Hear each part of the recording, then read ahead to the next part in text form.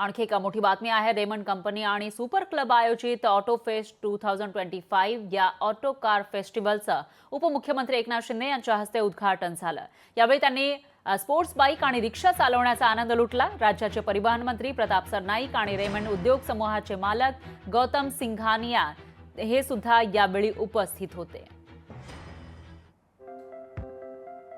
तर ही दृश्य आपण बघू शकतोय। स्वतः उपमुख्यमंत्री शिंदे यांनी सांगितलेलं होतं आपण एकेकाळी रिक्षा चालवल्याचं, आणि आता जेव्हा ऑटो फेस्ट मध्ये ही नवी कोरी अशी हायटेक रिक्षा होती ती चालवण्याचा मोह त्यांना आवरला नाही आणि त्यांनी स्वतः ही ऑटो रिक्षा चालवलेली आहे। त्याचबरोबर स्पोर्ट्स बाईक सुद्धा चालवण्याचा आनंद लुटलाय। त्यावेळची ही दृश्य आपण बघू शकताय।